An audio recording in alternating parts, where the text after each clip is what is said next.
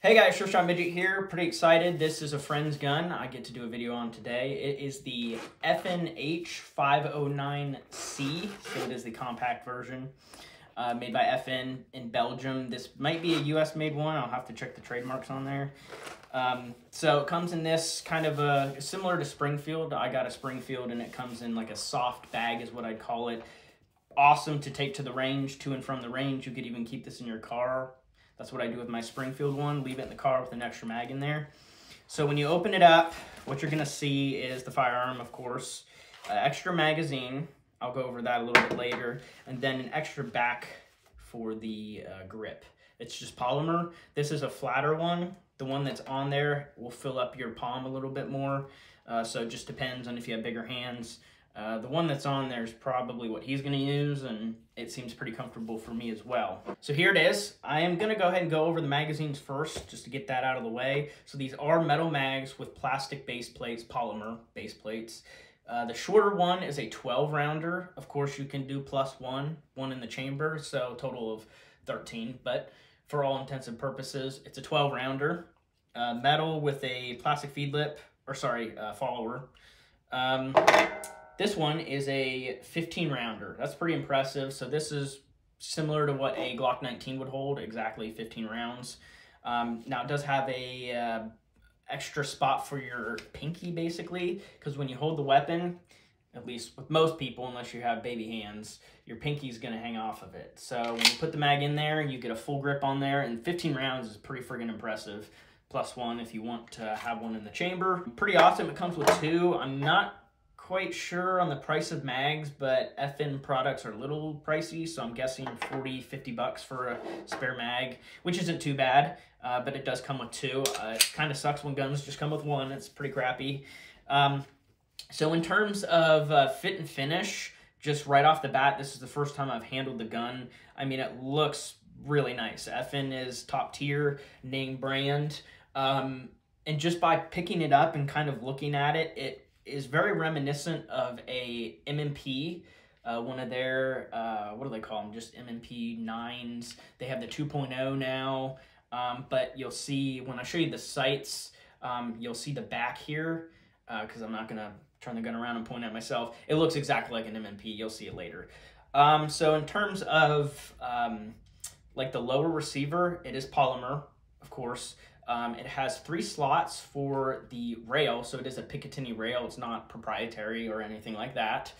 So this is my Glock 19. I just took the TLR1 HL off of it, and it does fit on here totally fine. So that's pretty sweet. A lot of compact style handguns will not fit one of these flashlights. This does. So for the video, I'm just going to leave it on here because it's, let's be honest, it's dope. So continuing with like features and everything, again, a polymer lower. It does have an ambidextrous magazine catch, and that is standard, and it's not a reversible like with Glocks. You can reverse it, and actually this one you can't, because this is not a Gen 5. The Gen 5s, you can reverse it and basically use the catch over here. This one, it's built in both sides. It's actually the same thing with my Bursa. I can switch it, but it's not ambi out of the box. So FN did a great job. It is ambi out of the box. So if you're, using the weapon, maneuvering it around a vehicle, you literally can just switch hands and still drop a mag and reload. Pretty cool. Slide lock is also ambidextrous on both sides. Now, just to compare with the Bursa is also ambi on the slide lock. A lot of guns nowadays are doing that. It's very smooth just by racking it. Takedown lever is only on the left side of the firearm. So to disassemble it, all you have to do is you're gonna lock the slide back. There's a little notch, just kind of like an M9. You'll sweep it down. It's a pretty heavy spring to it, and then I probably would just power stroke it so you're not launching the slide off, into oblivion. You do have to fire it and it will come off just like that. Really simple. These are serialized on the frame, if I'm not mistaken, probably under where the light is. Some modern guns have like a serialized insert, so then you can change the grips and everything, like the SIGs, the P320s, or their M18s and M17s do that. This is more traditional. Slide, it has a dual recoil spring, I think is what they call that. Basically, it's bigger up front, smaller in the back. Glocks are pretty similar, at least not the 19. The 43 is just like this. A lot of compact guns are like this because to fit a powerful spring in there, you've got to basically dual coil it and yeah, do some work to it.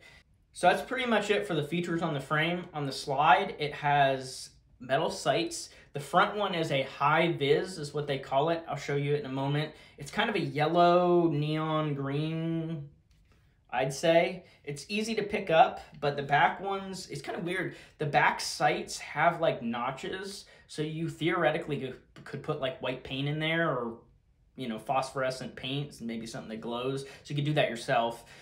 It looks exactly like the M&P sight, so I'll have to, if he wants to change the sights out, that'll be on him, but have to look around and see what's compatible with it. If it's the SIG style sights, if it takes Glock sights. Doesn't look like it's Glock sights just by comparing to a Glock. I don't think so. Yeah, especially the front one, definitely not a Glock sight. So they're probably M&P style sights. Maybe SIG. All right, so I got 2 mags loaded up with the ZQI 124 grain brass case. Still at 25 to 30 yards.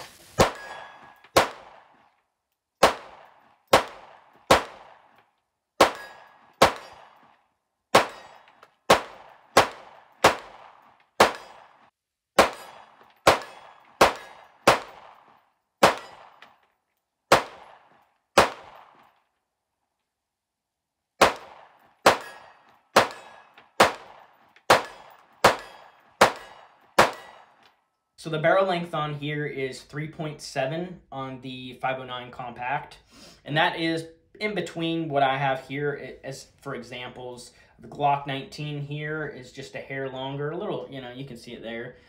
It's a 4-inch. This one is even longer. That's actually pretty similar. This is about a 4, I think it's a 4.2. So yeah, 4.2, because it is a little longer than the Glock 19. So in terms of concealability, the 509C is going to be great. It's not too long, not too short. You're still going to get pretty good velocity out of a barrel length like this. So in terms of the sights, here's what you got. So again, it really looks like M&P style sights and M&P backplate here. Those of you that have shot or own an M&P will attest to that. So when you line it up, it is pretty high vis, especially with the light shining on the front sight there. It does glow pretty dang good. So for outdoor shooting, at least when the sun's out, when it's not winter in the Midwest, it'll probably glow pretty well. So I'm pretty impressed with the front sight. The back sight is kind of disappointing that there's nothing on there, and you can see there's notches there. So it's like you could put some paint in there or something, but out of the box they did nothing with that, which is a little disappointing. Close up, you can see 509 on the Slide, the FN logo, and the logo on the polymer there. And you can just overall get a look at the gun. It is kind of thick in terms of the Slide. It is pretty comparable to the Bursa, but the Bursa has a step to it. Like the top is thinner, but then it, you know, it's thick on the sides. So it's kind of a different take, I guess. But they're similar in thickness, overall thickness, especially with the decocker and slide lock on the Bursa. It sticks out pretty good. So it's pretty comparable. In terms of comparing it to a Glock, it's, I'd say, closer than the Bursa because they're both pretty blocky slides, you know, squared off on the front. You know, Glocks are square slides. This is pretty square as well. These do shoot out really good.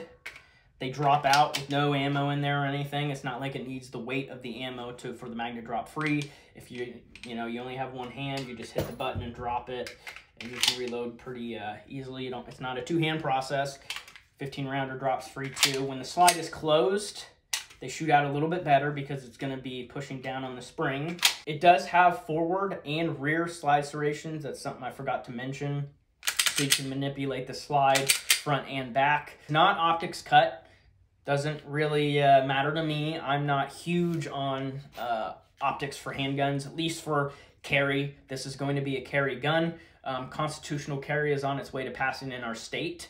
So my homeboy purchased this because he's going to start carrying it. Finally, you know, when the state says you can have your rights back, pretty much. Trying to stick you up. Bah, bah, bah, bah. So the only other thing I need to mention about the gun itself is the trigger. It's nothing to really write home about. It is pretty good though. Like, it is pretty similar to a Glock, maybe a little bit lighter, half-pound lighter. I'm guessing just by feel and everything, I'd say it's probably a 5.5 pound trigger. Now, it is a brand new gun. This literally has had no rounds fired through it, so the trigger will break in. Also, with the trigger, it does have a safety on it, so it's different than a Glock. The Glock has like a little part in the trigger itself. Dingus is what some people call it, that sits in the trigger. This has a pivoting trigger, so the bottom portion, you'll see it pivot. Basically, it won't fire unless you're pulling the bottom part of the trigger. So just a different way to do a trigger safety. It doesn't have a manual safety, so once you pull the gun out, it is ready to go. So I'll show the reset up close here.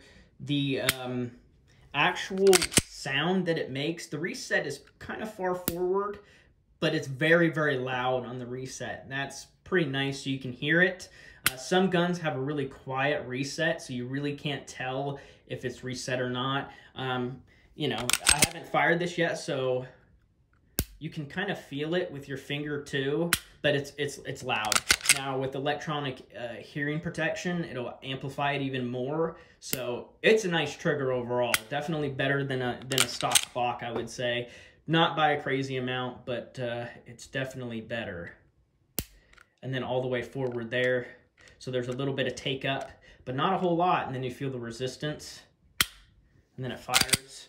And then the reset. It's not too bad. So in terms of ammo, he's going to be carrying this with Federal HSTs. They're not the Plus P, they're just the regular 124 grain, which is really what I recommend for a carry gun, especially of this size, kind of a mid-size gun. Velocity-wise, it's probably going to be getting 1150 with the HSTs, roughly. Rough estimate on that. In terms of plinking ammo, just really anything. FNs are really reliable, but we have Norma. This is 115 grain. They advertise it, I think it's like 12-14 out of a 6-inch barrel. They come in a couple different colored boxes. The other red colored boxes will actually say the velocity. These don't, but it's the same ammo, just packaged differently. And those boxes say 12-14. And it says 6-inch barrel in the fine print. This is not a 6-inch barrel. Most people don't use the 6-inch barrel. Even full-sized pistols like a Glock 17 are like 5.5. So 6 inches longer than most people are going to be using. So realistically, velocity with this stuff is probably going to be more like 11 out of this length barrel. That's pretty much it. Don't have anything else to say. Pretty impressed. Very ergonomic. Feels good in the hand. All the controls are easy to use, ambidextrous. I really have no complaints, and especially with that rail in the front, being able to fit the TLR, that's really, really impressive. This is similar to a Glock 26 sized gun, and Glock 26s do not fit the TLR. So FN did a fantastic job on being able to fit pretty full-size flashlights on here. So very impressed with that. Can't wait to go shoot it, so we're going to go do that now. Thank you for watching. Hope you enjoy the shooting footage, and let me know if you have any questions. All right, so first few mags through the 509C. I'm shooting Norma 115 grain ammo. I've got the 12-rounder in there at first. We're about 25-30 yards or so.